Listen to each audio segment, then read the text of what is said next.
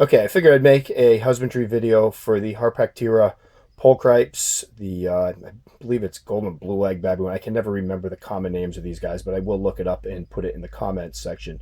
When I first saw these guys, they blew my mind because they look like little OBTs with metallic blue legs. I happen to be a fan of OBTs. I love orange spiders. I've said that a million times. The problem is these guys are expensive. And when I first started looking into them, the slings were going for about 450 to 500 bucks. I'm not that rich. Don't have that kind of money. Even if I did, the stress I would feel in raising this thing and hoping I didn't accidentally kill it, because there wasn't a lot of husbandry information out there, would probably kill me. So I waited and waited, and I finally got one on sale. It's a female. It was a juvenile. I got it from Stamps Tarantulas. There was a little bit of a mix-up with my order, which led me to not only getting a 2-inch juvenile female, but also about a 1.25-inch sling as well. So with any luck, this sling is a male, and there will be a breeding project in the future. So just to show you what I've learned about this species, again, there isn't a lot out there on it. You really have to dig. I hit arachnid boards. I did Google searches. I did Bing searches. They're basically kept the same way you would keep an M. balfouri.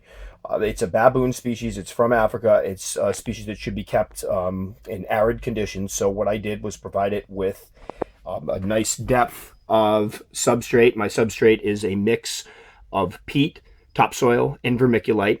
If you notice, I do let the water dish run over a little bit. It does have a water dish, so it does have a moist spot. Because again, the majority of people were saying, yep, I keep it dry, and then you'd have one or two people pop up and go, oh no, I keep it a little bit moist.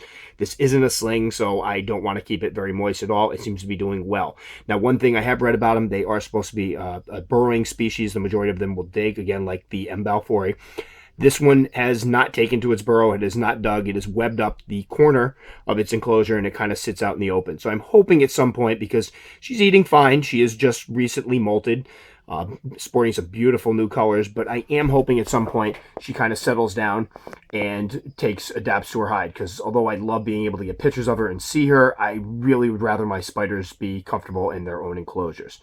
So as far as eating, these things are eating machines. That's one thing that's really impressed me, because my M. balfouris can be a bit particular with what they eat. I have to feed them smaller prey.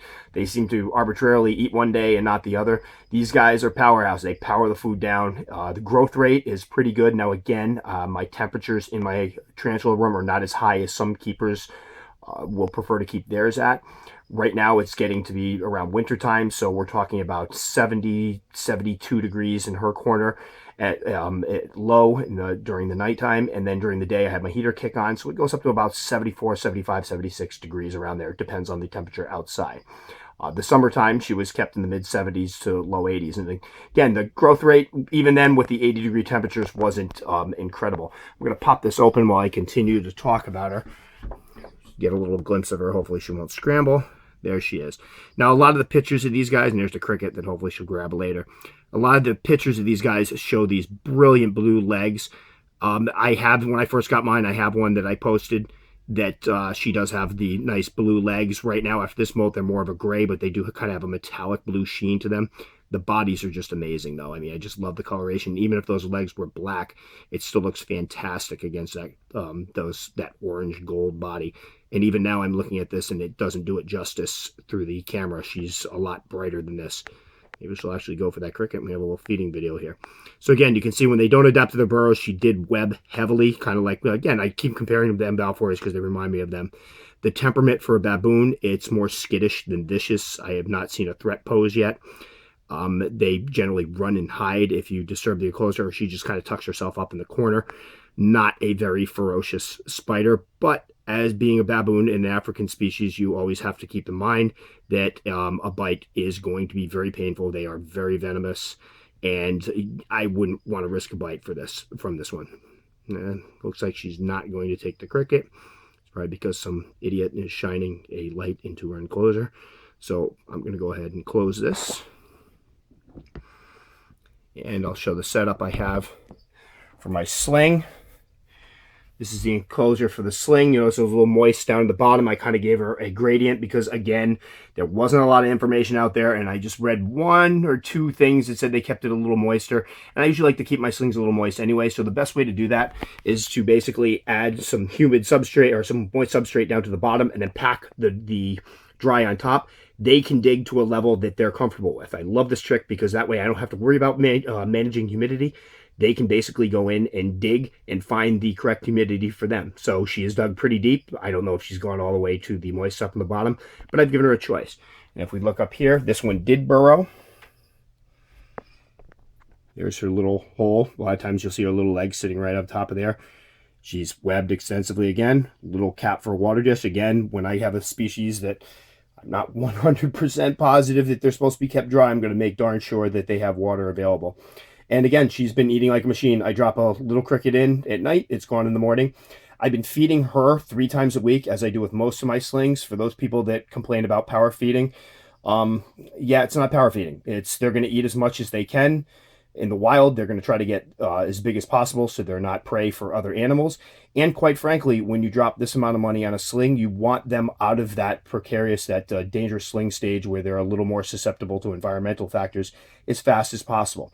Once she gets to be about 1.5 to 2 inches or so, I will slow down the feeding. But for the time being, yep, I'm trying to get this girl nice and chubby, or guy, I'm not sure of the sex of this one, trying to get this one out of the sling stage as fast as possible so it's nice and healthy, and then I'll slow it down. So for people that, I've heard the argument, well, you're shortening their lifespan.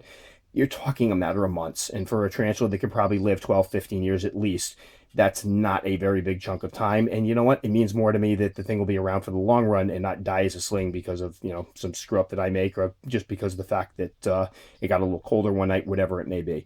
So again, if anybody's talking about the power feeding, it's not power feeding. I'm just making sure his slings, they're well fed and grow out of that stage quicker. So again, beautiful species. Again, it would be nice if they were a little cheaper.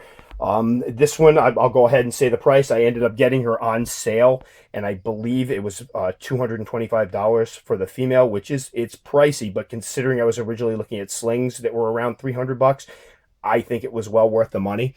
I'm very pleased with the purchase. It was a great deal, and hopefully I have a breeding project in the future. So for folks looking for these, hopefully this will help out. This is how I keep them. Dry substrate, water dish, little moist corner for one of them, and they've been thriving. So hopefully other folks out there, they're thinking about picking up the species, but a little scared to pick up a species that there's not a lot of information currently out there on, and one that can set you back several $100s for even a sling. Hopefully this will be helpful. So again, the H. Pulchripes, beautiful little one. I think she might have grabbed a cricket, so I'm just going to poke in here for 2 seconds. Easy girl. Yay! And we kind of almost got a feeding video on this, so she does have the cricket. Good girl. And if this looks as good as it looks in the viewfinder of this camera, all right, and I'm not going to bug her. I'm just going to go ahead and close this. She should look pretty brilliant. H. Pulchripes.